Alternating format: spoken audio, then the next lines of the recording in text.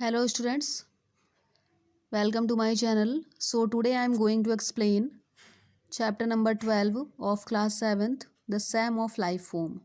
Your poem name is The Sam of Life and this poem is written by S.W. Longfellow, means Henry Wordsworth Longfellow.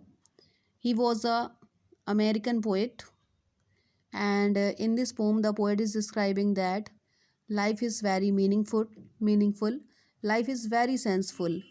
So and one should strictly avoid laziness and work for their dreams. हर एक person को कठोरता से अपने आलस्यपन को दूर करना चाहिए और स्ट्रगल करना चाहिए अपने ड्रीम्स को, अपने गोल्स को पाने के लिए।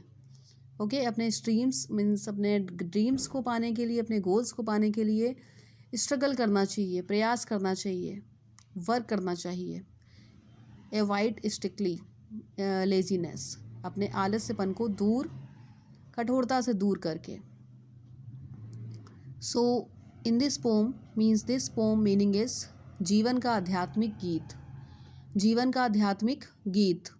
लाइफ मीन्स जीवन एंड ऑफ मीन्स का, सैम मीन्स स्पिरिचुअल या फिर sacred.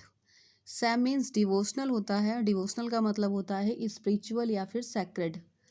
So meaning of this pome, जीवन का आध्यात्मिक गीत। So look at your first number stanza. Life is real, life is earnest, and the grave is not its goal. Dust thou art, to dust returnest, was not spoken of the soul. जीवन वास्तविक है, जीवन गंभीर है, and the grave is not its goal, और मृत्यु को पाना ही हमारे जीवन का लक्ष्य नहीं है। Dust thou art, dust means धूल, दो means तुम या फिर तू, यू से इसका सेंस आता है, आर्ट मीन्स आर। तू धूल से बना है और तुझे वापस एक दिन धूल में मिल जाना है। Was not spoken of the soul, speak का थर्ड फॉर्म होता है स्पोकन। सो ये सारी बातें आपकी आत्मा के लिए नहीं कही जा रही हैं, ये सारी बातें आत्मा के लिए नहीं कही गई थी, क्योंकि कहा भी जाता है कि हमारा जो शरीर है मीन्स हमारी जो बॉडी है वो मिट्टी से बनी हुई है और एक दिन उसे मिट्टी में ही मिल जाना है। और बल्कि हम लेकिन जो हमारी आत्मा होती है वो इमॉर्टल है, वो अमर है।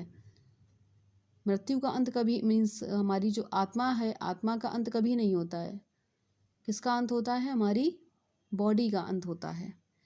So was not spoken of the soul, ये सारी बातें एक आत्मा के लिए नहीं बोली जा रही हैं।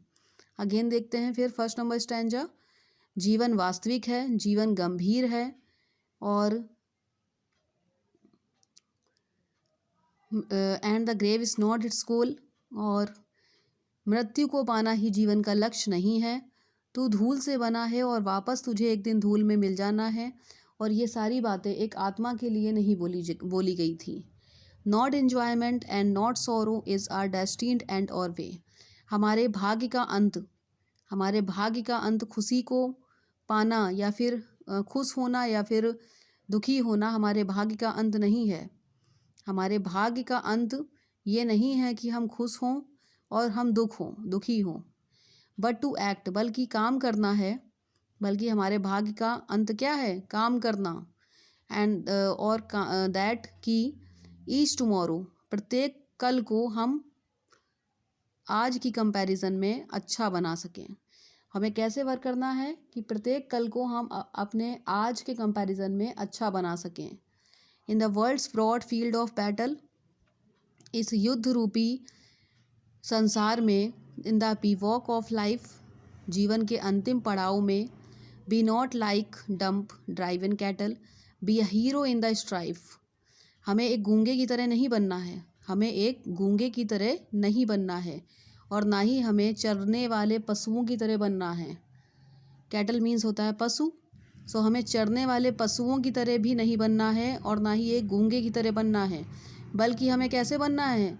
एक वीर पुरुष की तरह बनना है, एक हीरो की तरह बनना है इस जीवन के स्ट्रगल में। Let's then be up and doing, तब चलो ऊपर उठो और काम करो, तब चलो ऊपर उठो और काम करो।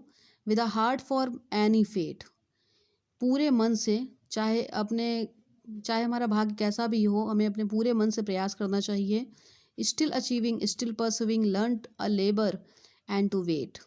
हमेशा हमें प्राप्त करना चाहिए, क्या प्राप्त करना चाहिए? हमेशा हमें सफलता प्राप्त करते रहना चाहिए और हमेशा हमें सफलता के पीछा करते रहना चाहिए। Learn to labour and to wait. और हमें अपने काम को सीखना चाहिए और सफलता का इंतज़ार करना चाहिए।